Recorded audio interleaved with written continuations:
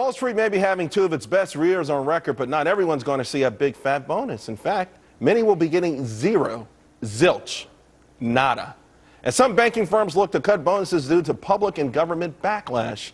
Tom Belesis says killing bonuses on Wall Street could have a negative repercussions for the entire economy. Tom is the CEO of John Thomas Financial. People out there watching the show who don't work on Wall Street are saying, is this guy nuts? Those guys don't deserve that money. Well, listen, I think it's wrong in how what they feel and why they say people shouldn't get bonus for doing good at, their profession. I mean, let's look at it like this, Charles. Wall Street is hyper-competitive and inherently a risky place, to work. Like in every trade, you got a winner, and unfortunately, you have a loser. Having appropriate rewards in place for taking risk has always been a central function to Wall Street and capitalism itself. I guess, though, the way people feel, we just had a guy on and we were debating a bus driver making $100,000. I think that's absurd. A lot of people would say, you've got someone sitting there pushing keys, taking risk with other people's money with no real consequences if they lose. Listen, I agree on that notion, but let's call it how it is. You cannot say performance-based bonuses cause excessive risk. You curb risk by having necessary regulations in place to prevent the type of risk trading, heads I win, tails you lose type of trading.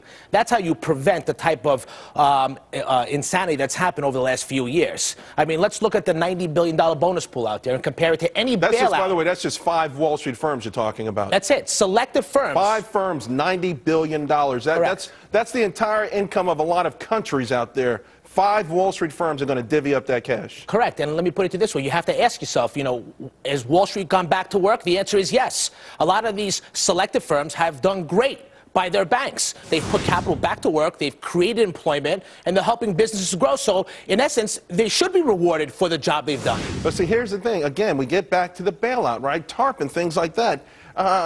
They're doing great, and yet you've got 27 million people either out of work or underemployed. How do you reconcile the two?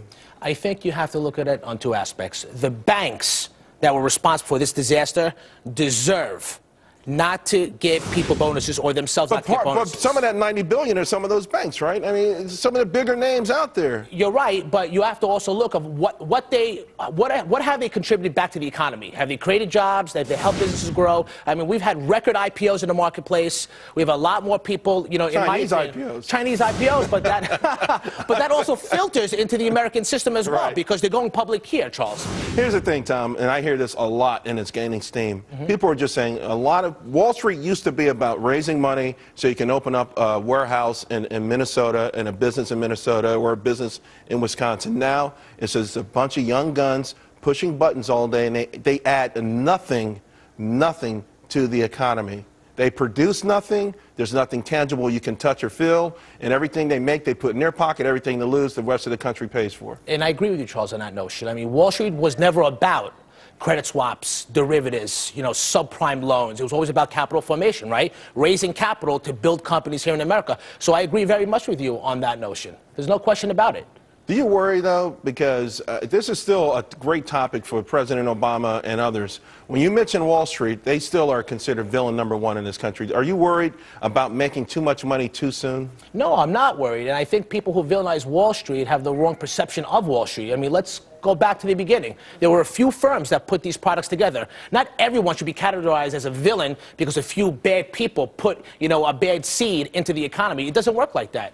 All right, well, I got to let you go, Tom. By the way, you're one of the best wrestlers out there. My wife loves you, and we've got Wall Street, so we're going to probably watch it tonight or sometime this week. Thank you very much, Charles. Happy holidays. Happy holidays to you, too. Thank you very much. Well, some travel.